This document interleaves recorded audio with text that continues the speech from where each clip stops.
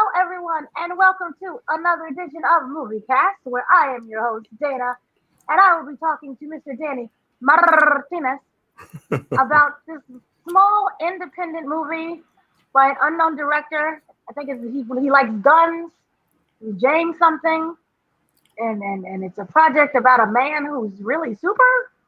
I'm not sure, Is that how you pronounce it? but we'll break it down. I think so. Superman. Superman. Superman. Superman. It's You with a know, the Spanish lovely accent. immigrant. Superman. That's why there's a conversation about him being an immigrant. Go back to where you came from, Mr. Superman. So, I'm your host, Dana, joined by Danny Martinez, and we're talking Superman. Take it away in terms of how are you doing, Danny?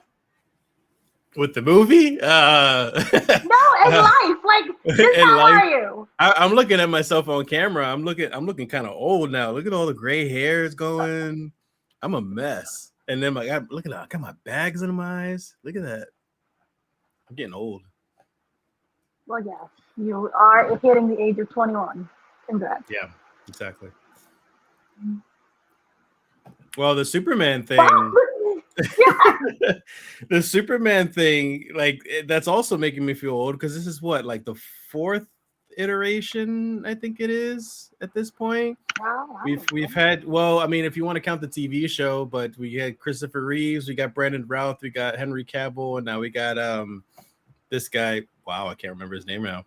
David Corenswet. David Corenswet, Oh yeah.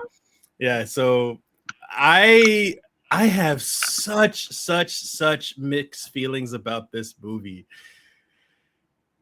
People are gonna love it and hate it. I like my opinion on it, the movie itself. I can see absolutely opinions going both ways with this movie. Because there's a lot about this movie I love so much, and there's a lot about this movie that annoyed the hell out of me. Ooh. So I will talk about it throughout, I guess, but like that was my gist of it in total. This is not a bad movie whatsoever. I would recommend this to anyone. I think I'm praying and hoping this is a new dawn, a new age of the way comic book movies are presented, because the movie overall was very comic booky, very bright and happy and fun, and I think that's the way it should be, not taking itself so seriously and so dark. So I think that was like the top reason why I love the movie. Okay, those are a very select choice of words. I will say that we don't know each other's reaction, by the way. I was like, nope, we're not going to talk about it. Yeah. I didn't want to influence anything. But yeah, I had a multitude of reactions. And this is why I don't like when people, especially the studios, ask, what's your immediate reaction?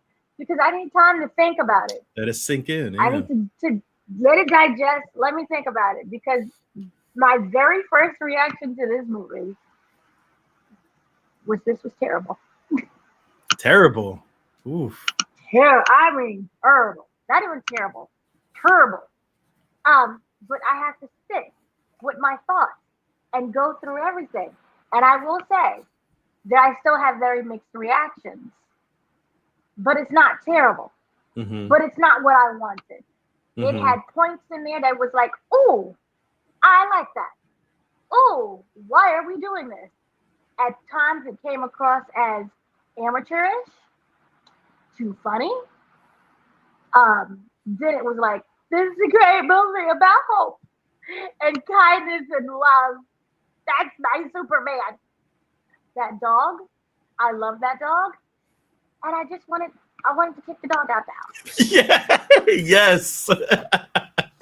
Like, I have cats. I've always had cats. I've never had a dog. If this is how regular dog behavior is, I don't want a dog. I will pet your dog. I will say coochie coochie coo and this little cutie pie, but I don't want that in my life because it's just too much. It's like a toddler. I don't want a toddler. So I had a lot of mixed feelings about this. So yeah, we'll just kind of just jump on in on what we thought about this movie. You're very. We're breaking everything down. He was like he had a lot of mixed feelings. So going into this movie, Superman was already 3 years into being Superman. He already had an established life. There is no origin story, which I love and appreciate because we tie it. Every iteration has an origin story. So I did love that aspect about it. But what were your thoughts of just directly jumping into the action and not having any kind of warning or anything? So it was abrupt, it was jarring, but in a good way, because I do appreciate that James Gunn, doesn't insult our intelligence, and we have no idea who Superman is and where he came from and all that stuff. And he kind of explains it in the little beginning with like a couple of captions. 3,000. It said about 3,000 years ago, superheroes or metahumans already existed, so this world is already aware of it. And 300 years later, Krypton exists. I don't know, something like that. And then 30 years later, and then 3 years later, and then 3 hours later, and then 3 minutes later. Literally, it says all that. So I appreciate the really quick recap and just the idea of what you need to know for the foundation of the movie. And then it just starts with, like just hits the ground running. So I really like that. Superman already gets beat up in the first 30 seconds of the movie. And it just shows his vulnerability, and it shows his human side, and that he's fallible and he's not perfect yet, as the ultimate superhero. So I loved it. And in a sense, also as a comic book nerd, it starts off like a comic book. There's a lot of times where people, when you jump into a comic book, things have already happened. So you're kind of jumping in, and you kind of have to fill in the gaps of what happened previously if you haven't read the previous issues of the comic, and you're kind of just figuring things out as you go along. And then afterwards, now you're at that point, you're along for the ride. And a lot of the times in the comics, the first page is a little summary of what happened previously, and so that way it'll fill you in. So it felt very comic bookish, and I loved it. For me, I'm not the comic book reader, but I know the cartoons and I know the series, the animated Superman thing. For me, it felt very much like that because it just jumps right into the action. If you ever watch the pilot episode of, what is it, Superman the animated series, it kind of just jumps right into the action of like, yes, it starts off at the beginning with his father, but still it's action based. Like he's being attacked by something and you don't know what's going on initially. So I really love that aspect. I think for me overall, it felt like a series. It felt like, something that it jumps right into the way. Here's everything it catches you on. And you just have to figure it out as you go along. And the fact that we get, what did you call it? The Green, they didn't know their own name. The Justice League, but not the Justice League. Justice Gang. The Justice Gang, and they're already established. They know each other, but they just haven't worked out a name yet. That was a hearty crack. Yeah. So I really love that kind of aspect of it. And I love the fact that, just the world itself was already created. And the fight of opening up with him being vulnerable, when we think of Superman, that is not what we think of. We think of this kind of man, also metahuman, who has such great strength and can always, navigate a battle. And I truly loved seeing like the human side of that, because it shows that this is like I stated, he's also human. People seem to forget, he's from Krypton, an alien. No, he's been raised by humans. Therefore, he is human. Therefore, there is that vulnerability of not just hitting and punching and fighting, but there is that emotional and that kind of what I love best about it. It's a combination of emotional and just relatable qualities about him. And when we've seen right away the opening, we didn't know obviously that teaser of him with the dog was essentially the opening of the movie. Yeah. Of him calling Krypto and him bouncing around and almost trying to kill him, and him having to guide him like, "Hey, take us home. We gotta go home." So I really love that. It introduced essentially two characters at the same time, Krypto and Superman. So that's kind of what I loved about it. The thing is, it does jump right into the action. So for me, I kind of wondered was there any breathability within each scene? Because it's a lot of things going on at once. And so my thing was finding that spot of action and breathability that I think that we got a good job with. But what were your thoughts on that? I think it did do a good job because I think a lot of the time it was jarring, and I can see it being jarring for a lot of people because most movies, they're going to start off with a lot of a setup and a lot of explanation and a lot of character development before you get to the action. There are not a lot of movies, especially the comic book movies. They don't start off with like the main character getting beat up and you have no idea what's going on, and then you kind of figure it out. So I get that, but throughout the movie, it does the typical pattern still of what action movies should do is just a lot of big action and then a lot of chill time with the characters, whether it be with Clark and Lois or with Jimmy Olsen or even with Lex Luthor. Like there's a bit of a character growth and focus, and then you move on to some more action, and then the focus on characters, and then more action. And it's so strange because James Gunn, I don't know how the hell he does it. Like he's so good at working with multiple characters because you have Superman, you have Lex Luthor, but then he very quickly though, like there's no character development with them, but he easily transitions and introduces Ultraman, the engineer, and then that weird kaiju thing, the Justice Gang. Like each and every one of them, you could still get their personalities, you can still get the gist of like the type of people they are. You get a little bit of background from them, not a lot, especially from Mr. Terrific. They focus a lot more on Mr. Terrific than like the rest of them, but you still get everybody gets a spotlight, which I actually really like. And it's not like it's not too much and too little. It's just right. I have no idea how he does it. It's crazy. I have no idea how he does it, but he failed here for me when it came to that. He what? He failed for me when it came to that. So too many characters. It was a combination of too many characters, and you're trying to make everything silly, so it dampened the characters. So, for example, we all know Guardians of the Galaxy 3. This man made me cry over puppets. A literal hamster and a bunny I'm hysterical over. And his villain is villainous.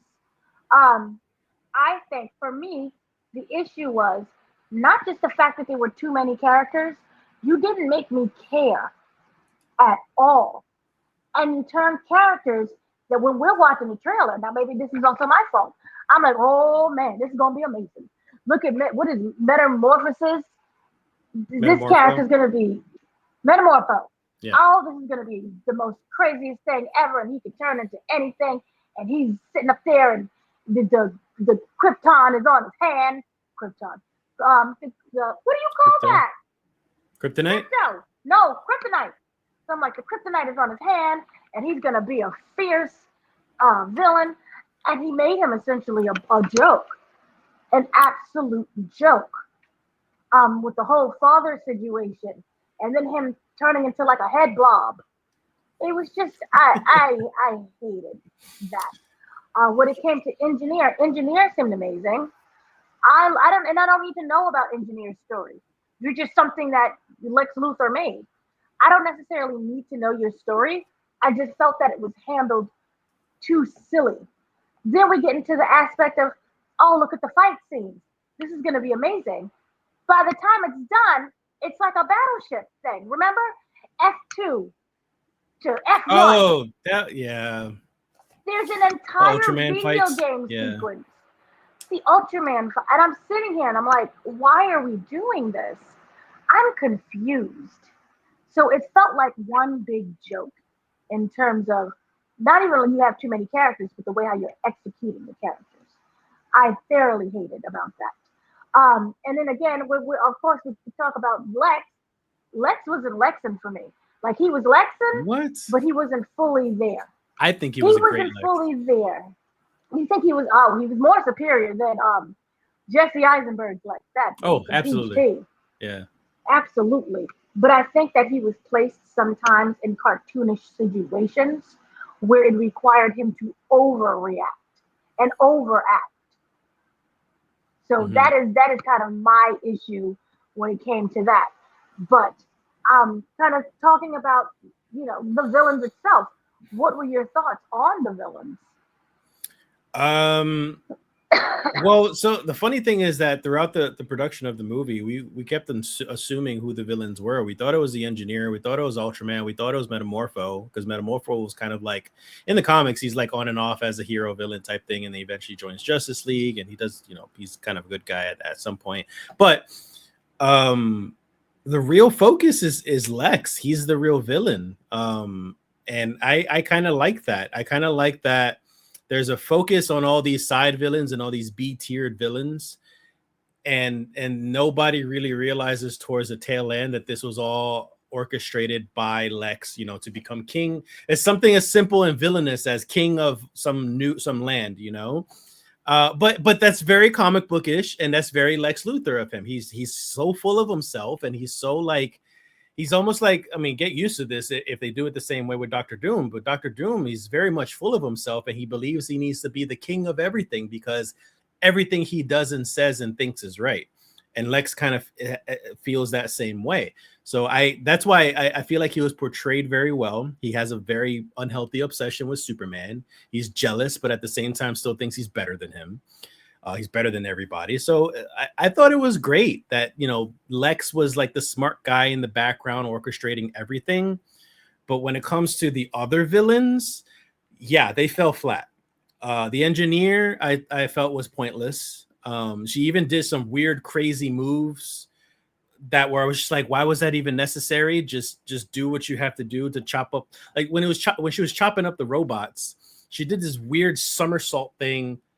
Or sorry, not somersault thing, this like handstand thing, and then she morphed herself from bottom to top, and then she still continued fighting everything. And I was just like, why would I? What? Why did you do that? And then she just continued killing everything else. And then Ultraman, spoilers for the ending. I mean, but this is a spoiler cast. Ultraman is a clone of Superman, which I saw coming. I don't know. It's just like it happens so quickly when the mask is revealed and it's him and but just like a simple one line throwaway. He was like, "Yeah, I found a strand of your hair and I cloned you, but he's not perfect.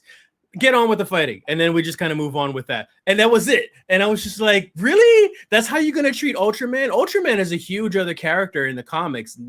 He's not a clone. He's nothing like in the comic, in the movie. So the fact that they made him this throwaway clone thing and how he got cloned was stupid.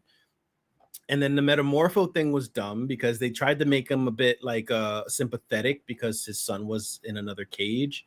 But I think it was more the acting that was the problem, not necessarily like the substance or like what his motivations were to be, to help Lex Luthor. I think it was more just like the acting that was involved. He didn't sound bad or menacing, but he kind of sounded a bit goofy. He kind of sounded like he was trying to be funny, but he wasn't. So it was just really off. And then on top of that, Lex Luthor's group of followers in the little center console with all the computers and stuff, like he has followers and they were all wanting to kill Superman. That didn't make sense to me. Like he was some sort of cult leader or something. Like a lot of it didn't make sense to me. I completely agree with you in that. A lot of it didn't really make sense to me, and it also felt immature. It felt amateurish. It felt like I'm a 15-year-old who just watched Superman. Let me write a script. I want to make it big in Hollywood. And like it was great for like a first draft, but we're not publishing that. No. So yeah, that was my biggest issues, and it's kind of going off with what you said. Lex. I think that Nicholas Hoult is an amazing actor. I think that he did amazing with what the script gave him. I don't like the choices that were made But to me, that is solely based on James Gunn. Fun fact before you move on from that, Nicholas Hoult actually auditioned for Superman and got denied, and James Gunn was like, I got a different position for you, and that's how he offered his spot as Lex. And I think it was a great choice. Yeah. I don't really see him, respectfully, as Superman. He just doesn't have those kind of I don't even want to say acting qualities, but it's just something that doesn't seem like it's a right match. I think he works best with meatier, villainous roles. And we've seen him as a hero multiple times. He's beast. The beast. So we've seen that. So to me, I think that they cast the right person. It was the script was lacking. The thing about Lex is, he's just always going to be evil for the sake of being evil and always being bad for the sake of being bad. And it's a lot of ego driven, as you stated before. And I completely got that. With my ego is driven, and it's making me go kind of obsessed and insane about you. And the whole plot itself, which we'll talk about, mess. I feel that it was something where it was just too convoluted for a story like what it could have been, especially when it comes to your first Superman movie. It was way too convoluted, and I felt that, we understand that this was kind of a jumping off point from the Creature Commandos, because the war was in Creature Commandos. That whole concept was there. But I just felt that he was given something that just wasn't up to his standard, and he did the best that he could be, but at times he came across as just a joke. And I just didn't allow me to fully appreciate his capabilities and what he could have been. So that was the biggest issue for me. I wanted to talk about the plot, because the plot for me was a wee bit convoluted. But essentially, Lex's goal is to get all of the world to turn against Superman by making him seem that he is an alien from another planet who's come to destroy America. And it required a terribly edited tape that, everyone easily believed. Well, if it's from the government, then it must be real. But that was essentially the goal. The goal was to have this war, to make Lex Luthor king, and he would be the ruler of, I don't know, Bavania? Jarhan's something. Jarhan's is the thing. So he would be the leader. At the same time, everyone would turn their backs on Superman. And so he would be, the great, powerful Lex. Superman would be this evil being. The concept itself was really great. That seems very simple for me. I thought, okay. But the execution felt so convoluted. And I felt that they was trying to play like, oh no, I'm really the innocent victim. Too much. Because they involved the president. Then there was a whole thing with harems. Yeah, it was so weird. For me, I thought it was, what did you think about the plot itself? Because and then that's not even the whole thing. It was the creator rift, and I guess it only affected America. But remember, the reality rift, the reality rift. The reality, yes. No, that was more done as a. So Lex did that just so he could piss Superman off and try to get him, to come in and still stop him, because Lex still had this priority of stopping Superman. So he caused a catastrophe in order to get his attention and still try to come after him and stuff. But as for the rest of the plot, I don't think it was convoluted.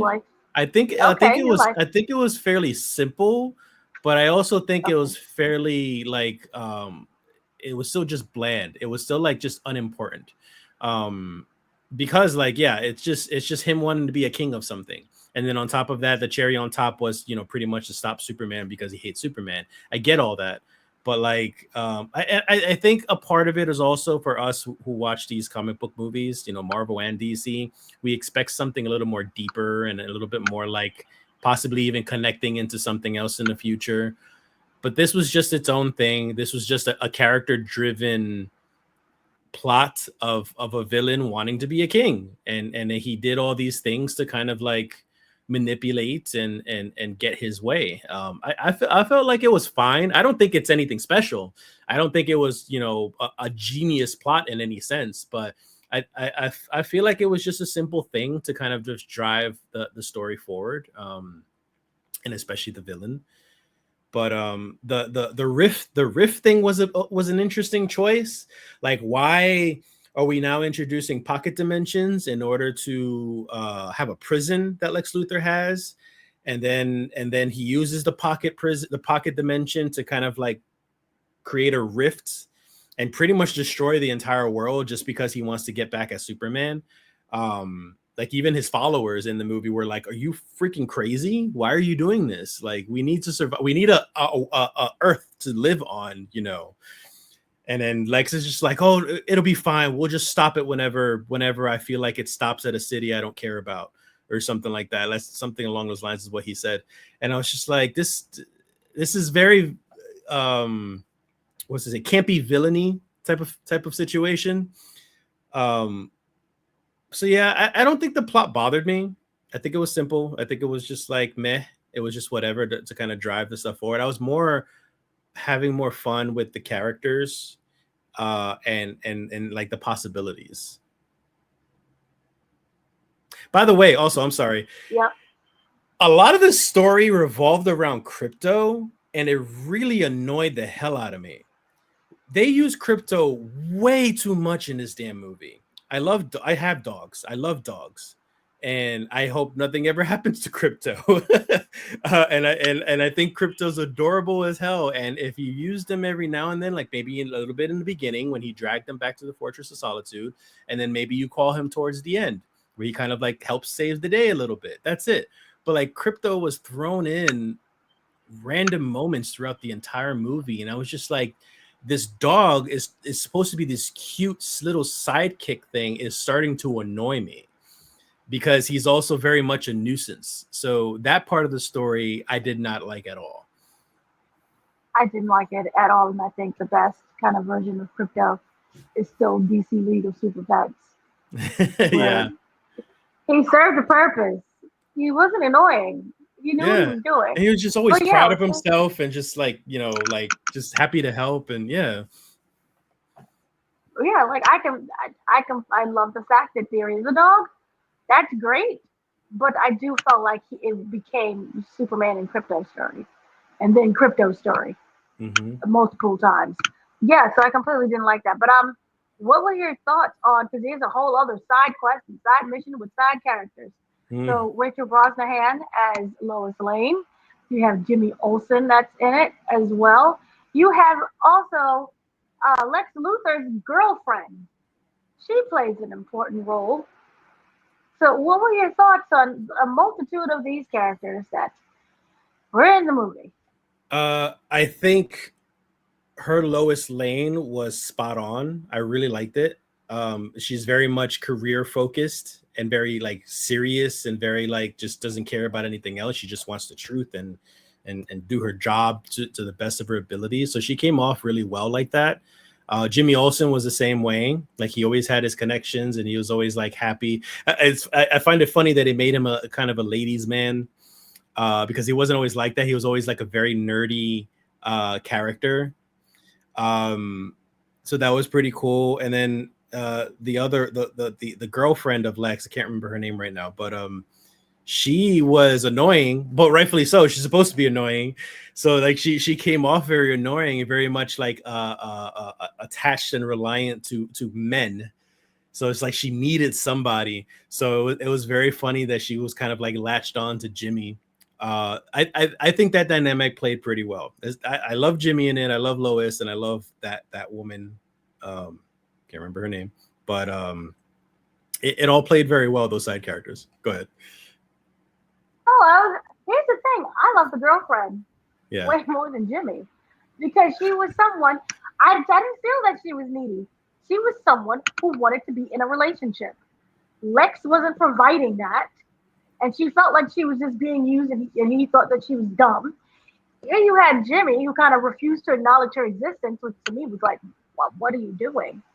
Like, I can understand you don't want to like take the man's girlfriend as they're dating, but it was still kind of a little weird. She just wanted to be seen.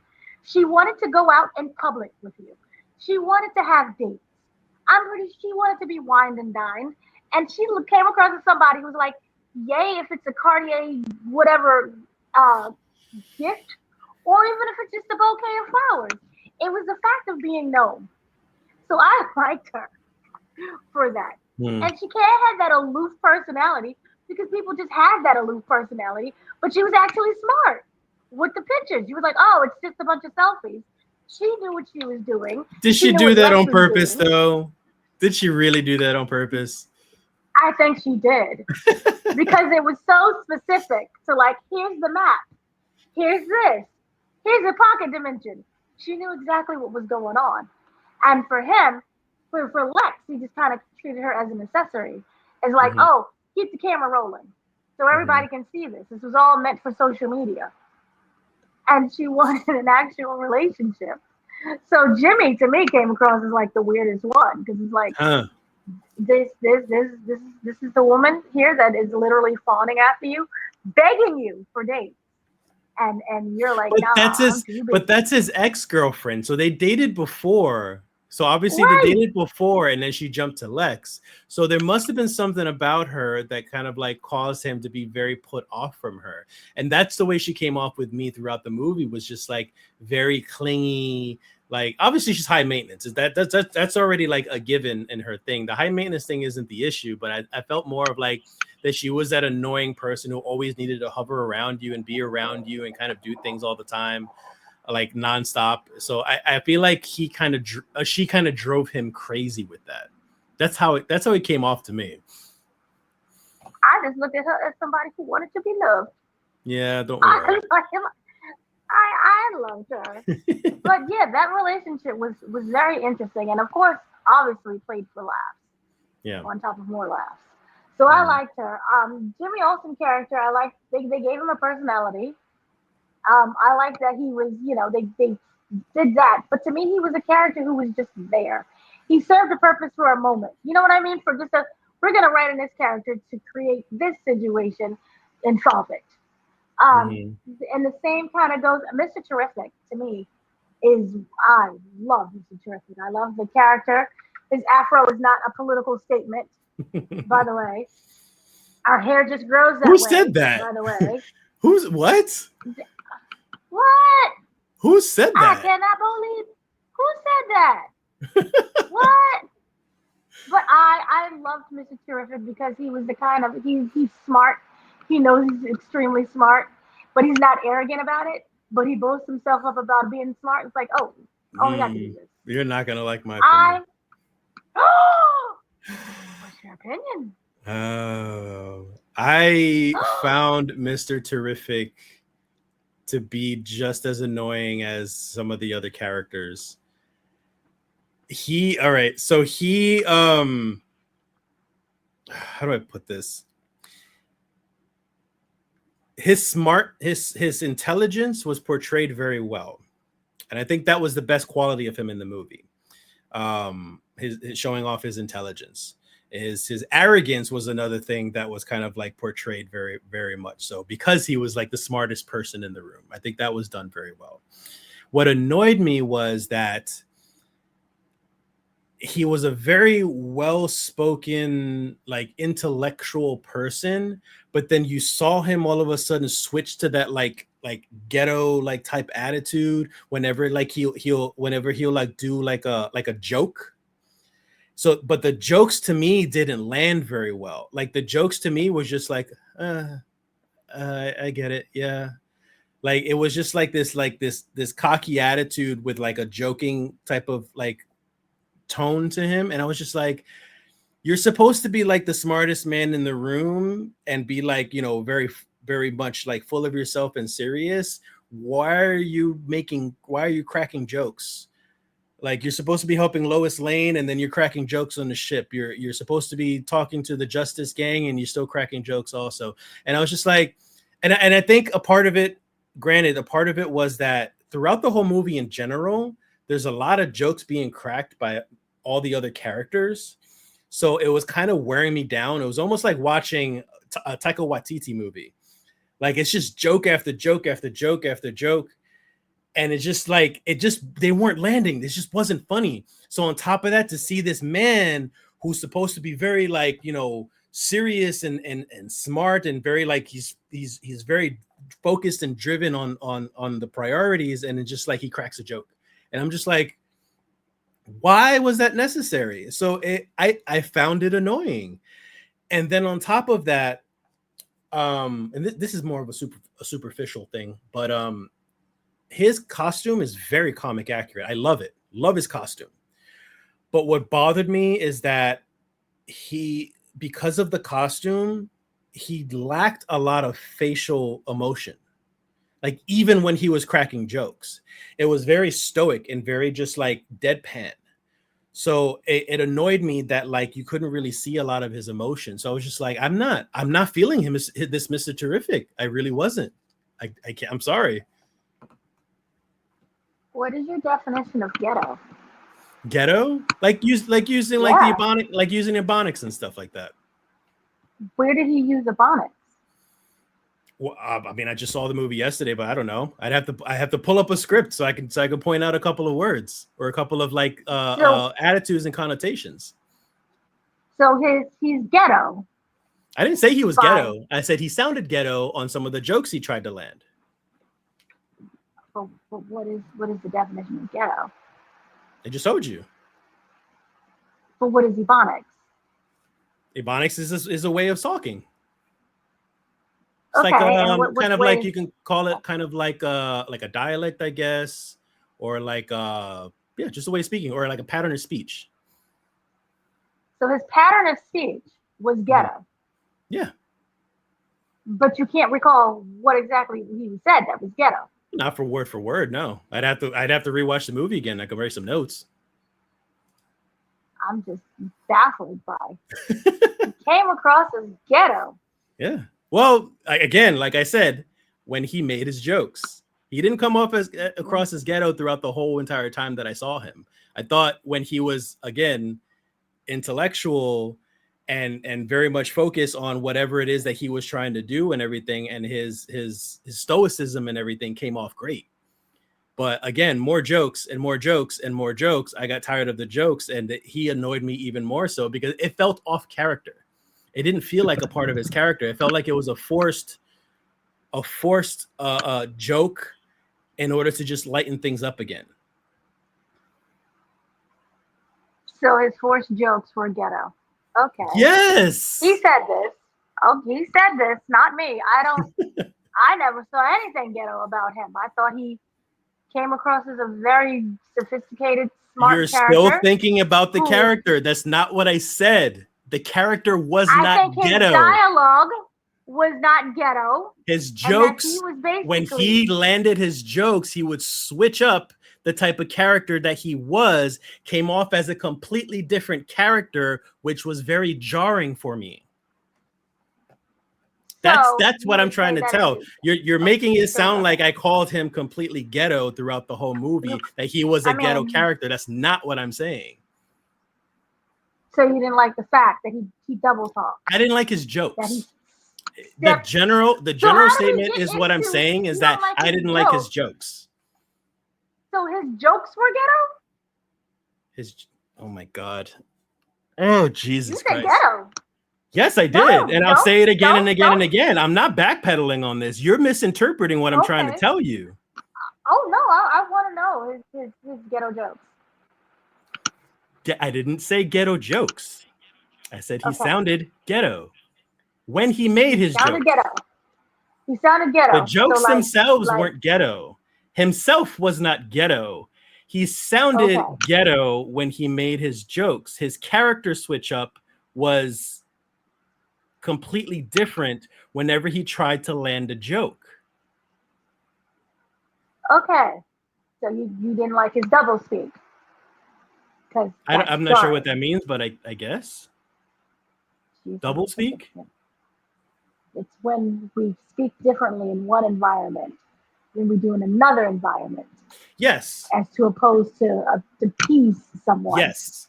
So that we don't come across as ghetto. Yes.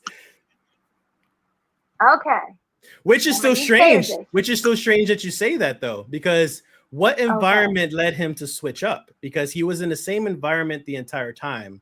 Like, for example, he was with Lois, right? He spent a lot of time with Lois in like the third and pretty much the third half of the movie. Third half, you know what I mean? The third act. So like for him to be a particular way and to speak a certain way and to act a certain way, and then all of a sudden to switch up like that while he's still with Lois, mind you, and in the same environments, and then after the joke has landed, switch back again. So it was just like, where did that come from? Like, what character is this? Like, I don't know who this person is when you make a joke, and then all of a sudden, it's almost like the same thing with Thor. Like, Thor was supposed to be this stoic, serious person in Thor 1 and 2, and then when Taika Waititi took over, a lot of people couldn't take Thor seriously because of this change up with his character. It was just jarring to see that you get this regal, royal character, like this well-spoken man, and then all of a sudden he'll come up with like some stupid, corny joke, and then it's just like, why was that even necessary? There's enough jokes as it is. Why do you need this person to start cracking jokes also? So that's why people were upset with Taika Waititi's take on Thor much of the time. So that's the way that I felt with Mr. Terrific as well, was that switch up of the character every time he needed to land a joke, and then all of a sudden he's right back to his serious, stoic, like intelligent him character. Doing a joke, that code switching is him trying to blend in. It to what? He was with Lois the entire time. He was with Lois. If he was like hanging out with his buddies or his family, and all of a sudden the switch up happens, that's like you know, when you're with if you're like a black woman who speaks patois, right? But you're talking really like very clear English. You sound like an American or African American woman, but then when you're around other people of the same country, that accent just switches up. That makes perfect sense. That was just like, oh, you're in your environment that you're comfortable enough to switch and adjust to that because other people can understand you and other people can relate to that. But Mr. Terrific was in the same environment with the same person for about 20 minutes of the movie, but there was a switch up of attitude that was completely unnecessary. And I'm not nitpicking on him. I'm just, because we were on the topic of Mr. Terrific, which is why I mentioned it. But this was a problem with other people as well. There was a lot of unnecessary jokes that just didn't land because I feel like James Gunn was trying to add way too much humor when it wasn't needed. He was trying to blend in and relate to. But he already was. He was Mr. Terrific. He was Mr. Terrific. He was the smartest man in the room. He was helping her open up this portal and stuff like that. And then he cracks a joke for no damn reason. And I was just like, come on, dude. It's poor writing. Yeah, it was. To make everything funny. Yes. And then on top of that, he tried to reach a level of comfortability that he knew that they would have, which would be jokes. It didn't work that way, but he was still trying to fit in. Yes, I agree. Patois, by the way. Okay. Oh, Black Jesus. Ooh. Oh, I mean, I can't say what I want to say, but we have to go to the. We'll talk about it offline. Because I know. We will talk about it offline. I know me and you will talk all day. We will ice this conversation. Don't say ice around me. Yeah, I revolt. So another thing that was we wanted to talk about was the big character in the room, which is Mr. David Corenswet as Superman. Many people, of course, are very upset that it's no longer Henry Cavill. They would have a much younger actor who can bring about that youth and not even the fake personality, but more of like that younger personality. What were your thoughts on David Corenswet as Superman? Perfect. Just completely perfect. Like, just he came off very much as the Boy Scout. Very much like, you know, deep voice, very like, you know, proud and very just strong. His posture, to his facial expressions, to his voice, and just everything. And it's a perfect switch up of whenever he turns into Clark. Like you can hear cracks in his voice. You can hear him a little bit, just slightly more high pitched. You can see him kind of a little bit of a mess, and you can't like. It's almost like he's very clumsy. So he knows how to play both of them very well and switches up very quickly, especially when we watch Lois do Superman's interview, and he switched up from Clark to Superman very quickly, and it was great. And then they end up fighting and arguing and stuff like that, which I think Superman, or Clark, I should say, in that moment was being very much a crybaby, because he should have expected that from Lois Lane. Like, expect for her to not pull any punches and take the job seriously, because that's her MO. So for him to act out that way was a bit immature, but I guess that's what they were aiming for as well, because the relationship itself between Clark and Lois was so kind of fresh also. So it's not something that he's used to with her, I assume. But yeah, Corenswet's Superman was probably the best since Christopher Reeves. I think Christopher Reeves has that perfect like Superman, Boy Scout, good to be good type of character. Brandon Routh, I don't feel like it came off. He looks very much like Christopher Reeves, but I think the character itself didn't come off that same way. And then we already know that Henry Cavill's Superman is a lot more brooding, a lot more dark, a lot more like grounded and stuff. So that's definitely not coming off as like the Boy Scout, happy-go-lucky type of guy.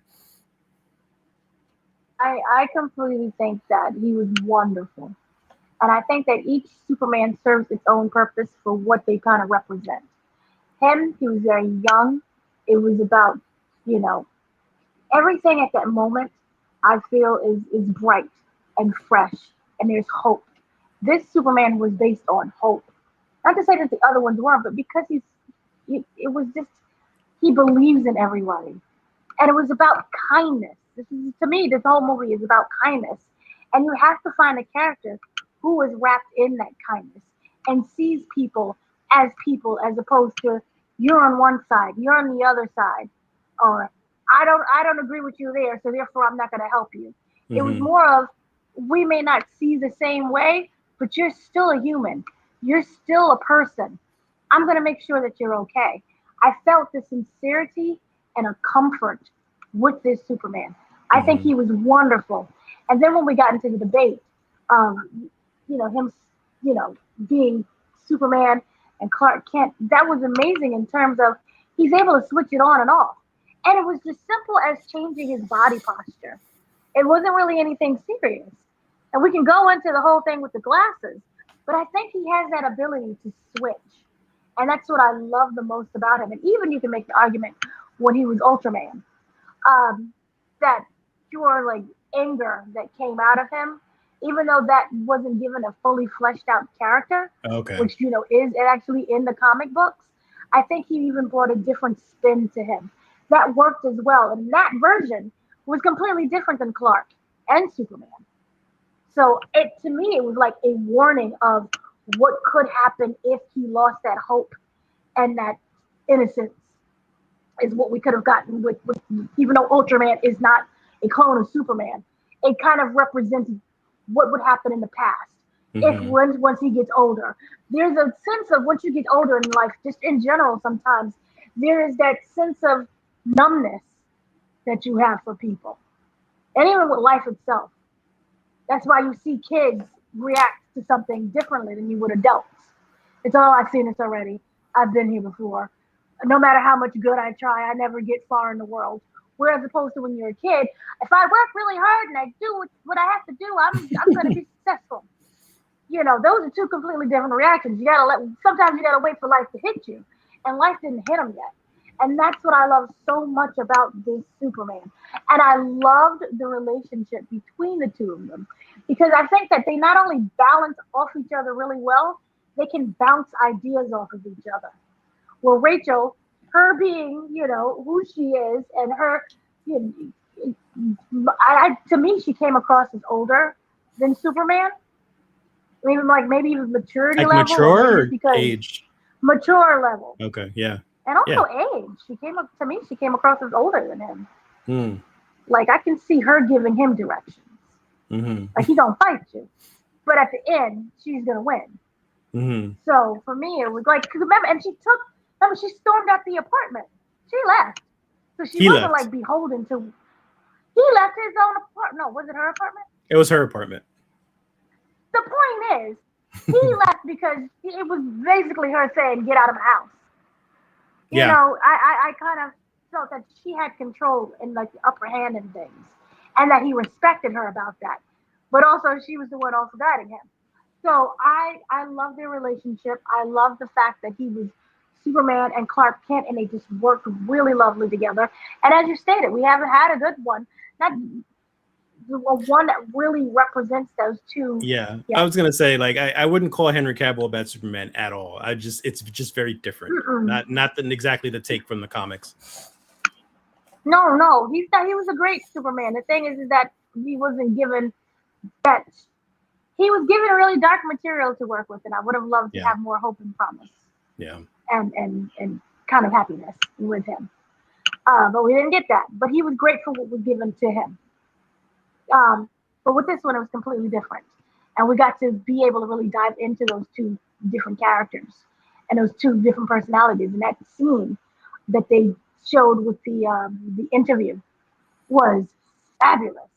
They really, went after each other, I think. And I don't think that it was like immature for him to think that he wouldn't be tough on her. Sometimes you need someone to be tough on you because your own answers is right, but you need someone to tell you. I mean, your own answers is wrong, but you need someone to tell you that it's wrong. So that's what I really loved about those two, and their whole relationship with each other. So to me, that was really great. And then I really also wanted to talk about Guy Gardner. He was a character that we know is going to be seen again. He had his own personality and his own flair. And what was your thoughts on the ring? Because there's a lot of argument on whether or not that ring was accurate. The ring was what? Was accurate. Was it accurately portrayed? Yeah. I think some people complained about the ring, that whenever the ring projects something, it's supposed to literally come out of the ring. That is not necessarily true. Yes, some comics do that, but there are lots of other comics that don't do that. Like it just projects in the ether, just wherever it's needed and stuff. The whole idea of the ring projecting, the objects projecting out of the ring is just an illustration design for you to understand that this is something coming from whoever you're watching. Guy Gardner, oh my god, I'm drawing a blank on the other names, but for the Green Lantern, I think he came off very, very much full of himself. I think that Nathan Fillion does a lot of his characters come off that like cocky, like pompous attitude, and this is pretty much just Nathan Fillion being Nathan Fillion. So I think they came off really well. I bring this up again, jokes just weren't landing.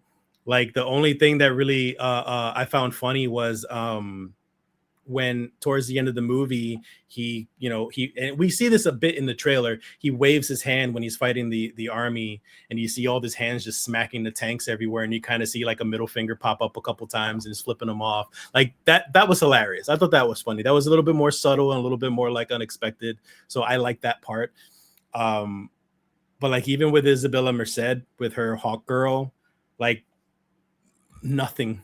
Like I got nothing from her. She's gorgeous, and I love her work in The Last of Us, and of course Dora the Explorer and stuff. But like they did nothing with Hawk Girl aside from a couple of like snarky jokes and comments, and I feel like this just didn't do enough. But it wasn't a Justice Gang movie. It was a Superman movie, so I get it. Yeah, I like Guy Gardner's character. The problem is that I've seen Nathan Fillion play it before. Yeah. So, and I've also seen the character played before.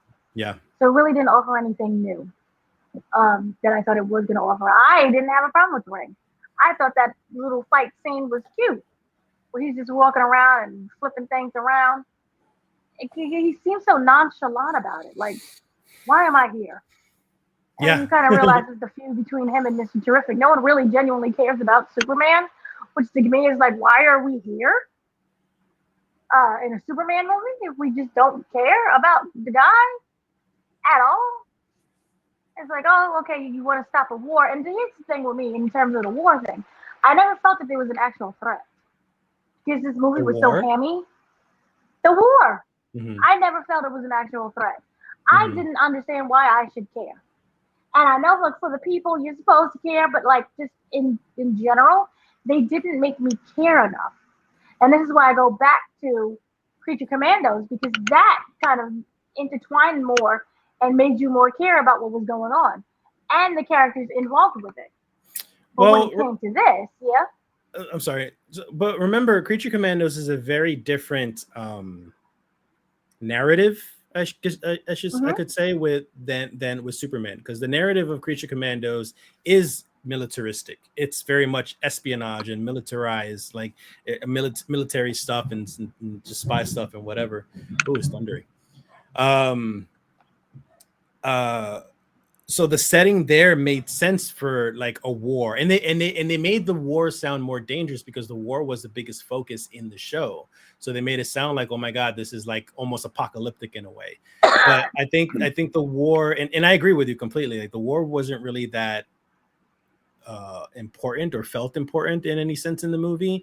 But I also felt that the war was just more of a vehicle to show the compassion of Superman, and that it's not just about America, it's about him trying to take care of the entire world, not just Metropolis or the United States or whatever. Mm-hmm. No, I completely agree with you with that as well. So, yeah, and it did a really great job of explaining that, hey, I care about you no matter what it is. So for me, it was okay. It was Mm-hmm. something. It was another plot device to get to something larger, which is Lex becoming king. I didn't like the way how it was revealed in terms of like, oh, the tape is fake. Like we knew. To me, it was so cheesy of an acting style that we kind of knew that it was fake, and I wish that they kind of revealed that more, and The therefore we tape, could have gotten the into the parents yeah, talking, the parents had yes. it wasn't fake. He wasn't there to say like, oh, we're there to destroy America and the Yeah, world. no, that was real. They have established that they had already established. They mentioned it in two different instances. The first one was when Lex was revealing the tape. He said that Lex said that he had given the footage, the recovered footage, the second half of the video. He gave the footage to a bunch of analysts and scientists and stuff, and they all confirmed its validity. And then, of course, you're not going to believe Lex Luthor. So Lex Luthor can still obviously lie or pay off the people that he's given the stuff to. But it was officially confirmed when Lois spoke with the Justice Gang and specifically Mr. Terrific. And Mr. Terrific said, no, it's legit. It's real. No, because then the president was like, oh, I can't believe we've fooled them all and made them think the tape was real. Because he Everyone didn't now hates know. Superman. Because he didn't know.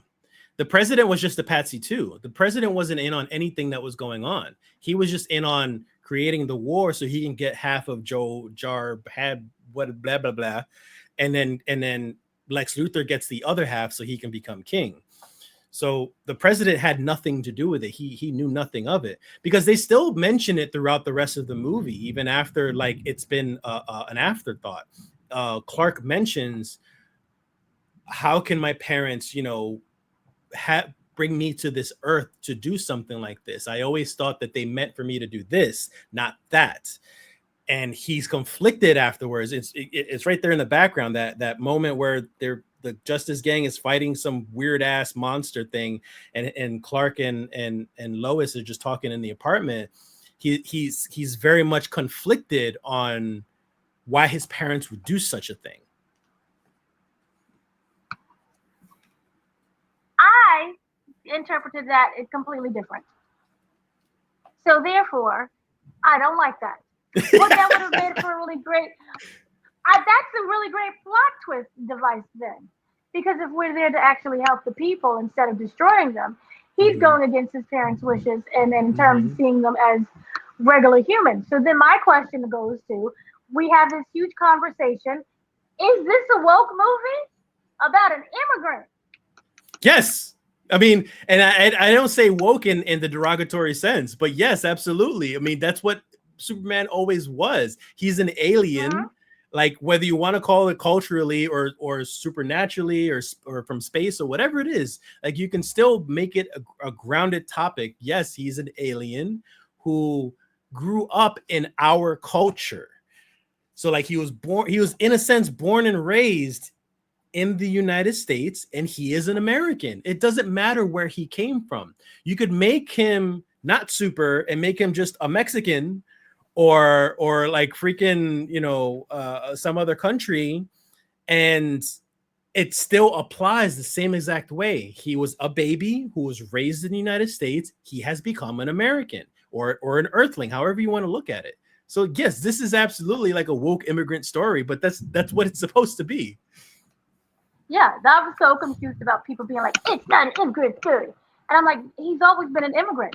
He is literally a person or a being that wasn't born here, who crash landed into Earth, raised by Americans, raised as a human, and raised as a U.S. citizen, where he relates to and understands and protects Americans, whether they like it or not.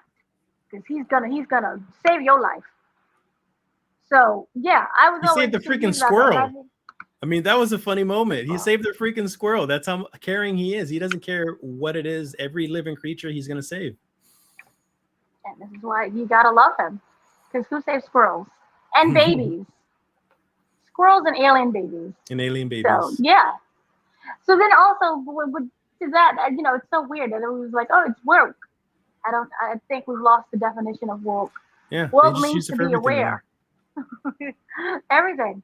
Oh, I don't like your color brown shirt. It's woke. You're trying to relate to the brown people. So then, were there any other things that we have to talk about the mid-credit, because after credit wasn't anything. But the mid-credit scene. What? Okay. I didn't wait for the end. I didn't. Well, hold on. I didn't wait for the end credits, like the actual post-credit scenes. I know there was an after credit, so we could talk about Supergirl, I guess is what you mean, or when Krypto was on the moon. That doesn't really. Because the last was there something after? Building. That was him on the moon with Krypto, right? It was him on the moon with Krypto, but then there was another scene with him and Mr. Terrific looking at the building. What happened? The building didn't align right. Okay. When they put everything back together, it didn't align right, and so Superman was kind of upset about that. He was huge about that. So it was still just not important. No, it wasn't important, but the one with Millie Bobby Brown kind of was. What? No. What? Yes, it established a couple of things. Krypto is not Superman's dog. No. Millie Bobby Brown. Who are you talking about? Oh my God, I thought her the wrong name. I forgot her name. The actress. Like, that is not Millie Bobby Brown. Is it Millie? Like, I think Millie is at least her first name. I'm gonna look it up right now. She was from Game of Thrones, and I love her. And I accidentally called her Millie Bobby Brown. Oh my gosh. Supergirl movie. It has to be Millie. Oh, that's the old movie. Millie something. 2026 Supergirl.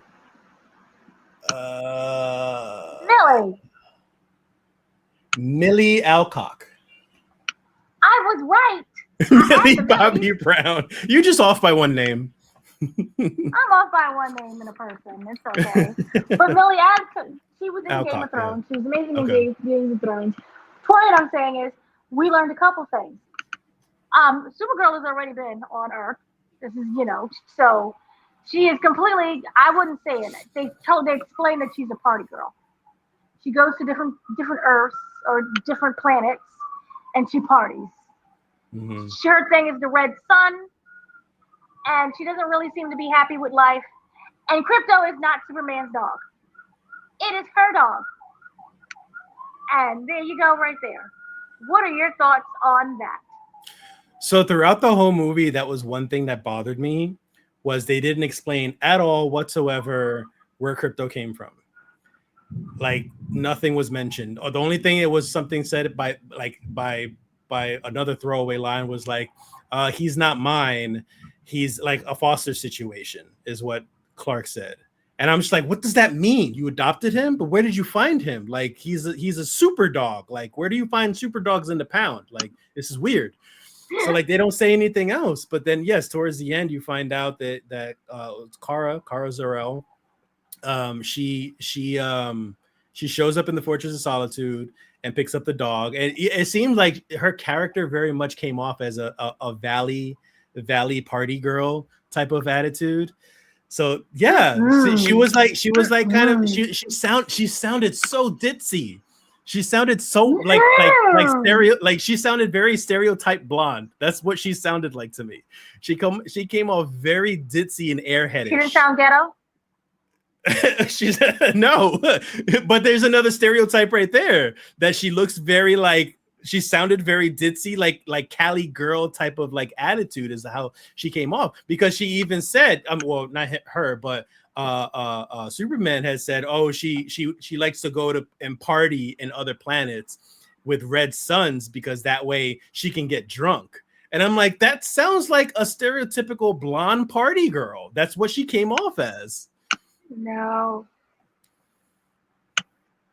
Go on. No, that's it. So, well, what was the question? Like, what was the question originally? What was your thoughts? My thoughts on the whole thing. Well, finally they answered the Krypto question. I think she came off very fun and bubbly. She came off as that Valley girl, that Valley girl thing, but it was fun and bubbly. I was just like, oh, this is interesting. It's almost a contrast because Superman is so very serious and so very like he's focused on his priorities and his what do you say, his ethics, his morals. And then you have the opposite, which is Kara Zor-El, which is just like, she just out there to want to have fun and party. And she seems like she was just having a ball while Krypto was bashing on her. Like, Krypto was literally doing the same thing that he was doing to Clark, but Clark was being annoyed by it but versus her, she was having fun with Krypto the entire time. I got a completely different take than you. I got a girl who sometimes when you're the party girl, that you're blocking a lot of pain away.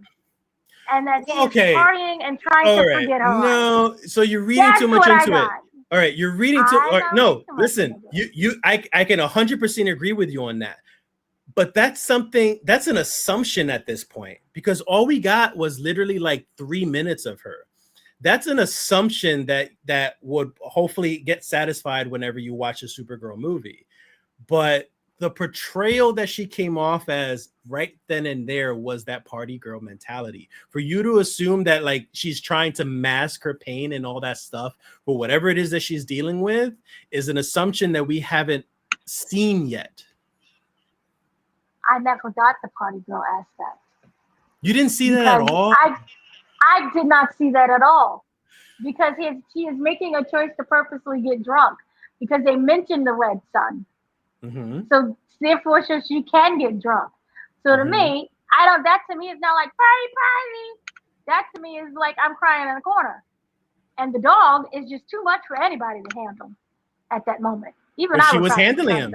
But she was handling him. She was having fun with him. To Clark. Because she was away. She went out of town or out of planet, so to speak. She went out of planet to go potty, mm-hmm. but she was just sad. And then the dog, can bring you that little. That's frustrating for you to see sadness in a 3 minute thing. I didn't get Valley Girl. I don't even know how you got Valley Girl. I didn't even, because the way she was talking. The way she was talking. A bottle. She wasn't even like, hey, because then that would have to go with Jimmy Olsen's girlfriend. That and her are not, I do not see the same personality. No, Jimmy Olsen's girlfriend didn't come off as the party girl. She came off as the clingy, because I've known people like this before where they make their personality about their men. Like, depending on who your man is, makes you happy. Like, being with a man makes you happy. That's like that's the personality that I got off of that girl, was that she always needed some man in her life to kind of like make her complete or to have someone, because maybe she didn't want to die alone. Maybe she didn't want to be alone. Maybe that's what the issue was with her. But regardless, she didn't come off as a valley ditzy blonde party girl. She came off as the clingy girl. Kara Zor-El came off as the party girl. Even the way she spoke sounded valley girl. I did not get that. Rewatch it again. Rewatch I'll rewatch it again because I didn't get that. I didn't get like the party valley, and I'm not like desperate and sad either. I just got like someone who was just, you know, through it. I'm done. Give me my dog back. So I hope that that's what they do. Like that she, you know, she's troubled and she's masking her pain by, you know, doing stupid, you know, teenage stuff. Well, End of Tomorrow is sad. It's not like a happy comic. End of Tomorrow. Oh, yeah. You don't know what source material he's gonna pull out from. He told you. Yes, Tomorrow. But they pull from a lot of different things. Like this isn't perfectly from Superman Legacy, David Corenswet version. It's not perfectly from Superman Legacy. It's pulled from a lot of other things as well. Same thing with Guy Gardner's character. Same thing with Mr. Terrific. Especially with Hawkgirl's character, because Hawkgirl's character, I don't even think that they even mentioned that she was an alien. They made it seem like she was metahuman. So I'm wondering what they're going to do with her, but they pull from he's going to pull from different things to kind of make it your own stuff. So yes, it's going to focus on one particular, or maybe it's going to focus story-wise on one particular thing with Supergirl, but they're going to pull other stuff. Okay, if you say so, because I read a whole comic for no reason. But no, it's a good foundation to start with. It's absolutely like, yes. All right, I just want my sadness and depression, but we'll see what happens. Yeah. Just as long as James Gunn's not writing it. I mean, okay. or else, I mean, if she doesn't have that kind of stuff, I would honestly be disappointed in myself, because then she's not a complex character. She's just a dumb blonde ditzy party girl, and I don't think that's very appealing for character development. I never got dumb blonde, but yeah. So, was there anything else that you wanted to mention? I think that's pretty much it. I mean, we talked about the humor, which I wasn't too crazy about. There's a lot going on in this movie. That, like, I don't know, some of it could have been cut out or omitted or whatever. But I still think it's a fun movie. I still have hope for it, and I hope more movies are in this art style and then this like style of just like more bright and more energetic. And yes, more humorous. Just because I didn't like the humor in this movie as much doesn't mean that I don't want the other movies to be humorous. It's just I felt like a lot of the jokes fell flat because there were too many of the jokes, or a lot of the characters was making a lot of the jokes. Like, it would have made more sense to me if a lot of the jokes came from Guy Gardner, because he's supposed to be kind of like that comedic type of character. But when it comes from everybody, like literally everybody, freaking Superman makes a joke. Lex Luthor makes a joke, like with the donut thing. Like the president of Baravia makes a joke. Lois makes a joke. Jimmy makes a joke. Mr. Terrific makes a joke. Like everybody makes a joke, and I was just like, not everyone needs to crack a joke. So yeah, that's how I felt about that. Yeah. I completely agree. I thought that it was a step in the right direction, but not fully there. It was a half step. It came across as a little bit, it was too funny to me. I hated the editing. It felt like it was just random scenes at times thrown together. I didn't like that at all. I felt that I was getting recaps of episodes from the CW. I didn't like that either. It came across as a really strong CW movie. So if this was on CW, this would have been a 10 out of 10. I think that's a bit harsh, but I could see where you're coming from. I think Crisis on Infinite Earths was a bit more. Ooh, question. Since you mentioned that, if they're eventually going to introduce a Flash, and I hope to God they don't recast Ezra Miller. How do you feel about Grant Gustin coming back as a Flash if they recasted him? No. Not Grant Gustin? I think we had 9 beautiful seasons of Grant Gustin. But can we have someone else? Okay. Just give us somebody else. I think that they can do a wonderful job with this role. You know, if we find the right person and the personality matches the script and the character. I don't understand why people are so like gung ho on not finding new people, and then people get upset at the same time when it's the same person being cast in the same movie multiple times. Well, because they did a good job, and they want to see them continue with that iteration of that character that they already loved. Like, if Ezra Miller actually didn't ruin his own career doing the stupid shit that he was doing, a lot of fans of Ezra Miller would probably want him back as recasted as the Flash. So it's just like that fan base for Grant Gustin, that fan base for Ezra Miller, whoever that fan base is. I don't know who would still support him, but they want him to continue that portrayal. I do. Like, I love them. I think the show itself got way too corny after about season 5 or 6. But I think he still made a great Barry Allen, and I would love to see him again. Yeah, I think he made a great Barry Allen as well. I just don't want to see him again. Just because he's done it for 9 seasons. Yeah. So it's not like, his career got cut short because, he happened to be a psychopath and wanted to kidnap people, like some people. So I just think that, we can give it to somebody else. And they can, like Dave, if that was the case, we'd have never got David. David would have never given up to Superman. And we'd have been stuck with... That's a good point. Henry Cavill. We just got stuck with Henry Cavill. Yeah, and again, there's nothing wrong with Henry Cavill. But sometimes if you're rebooting a universe, reboot it. But that's still a reboot though, because you're not getting movie Ezra Miller Flash. You're getting Grant Gustin, and he doesn't necessarily have to play that same Grant Gustin from the 9 seasons that we watched. He could just play a new version of Barry Allen. But I get what you're saying. No. I get what you're saying. No, he's a dad. Go be a dad. Not be a grandpa at this point. No. I don't like it. So yeah, that's everything that I have to say about it. I thought it was very. I had more promise than what was actually given. I think it needed another editor and another script, run through. We might not get another Superman for quite a while. James Gunn said that he's working on a somewhat of a sequel, but it's not a focus on Superman. So it's not I guess he's not working on a true sequel. I don't know what he's doing. Give me that movie that he did with Dark Superman. Remember that kid who was like had superpowers but ended up being like almost a serial killer? Oh, Brightburn? Brightburn? Yes. Give me my Brightburn. Oh, geez. That's all I want. Well, that's what Ultraman was supposed to be. Ultraman is from an Earth of a different dimension, and he is pretty much the inverse of Superman. He's an evil Superman. I would have loved that. So I don't know why Ultraman needed to happen. They could have easily did the clone thing, put a mask on him, put in whatever you want, like as to cover him up, and then he does a reveal later. But this clone could have easily just been Bizarro in the future. And then we could have introduced Ultraman, because we're already introducing pocket dimensions. You can already automatically start introducing multiversal stuff and introduce Ultraman, which is like a Brightburn pretty much. But no, he kind of missed the mark on that.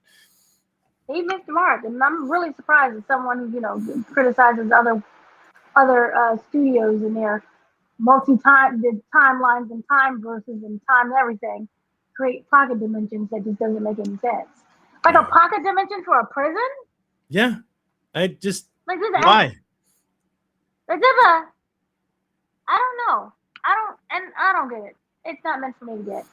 But yes, that's everything that I have to say about Superman, and I'm sure that's everything you have to say about Superman. So we will see you next time, and we will talk about something that is probably less good. I have been your host. I've been your host, Dana, joined by Mr. Danny Martinez. So have a great day, afternoon, and evening.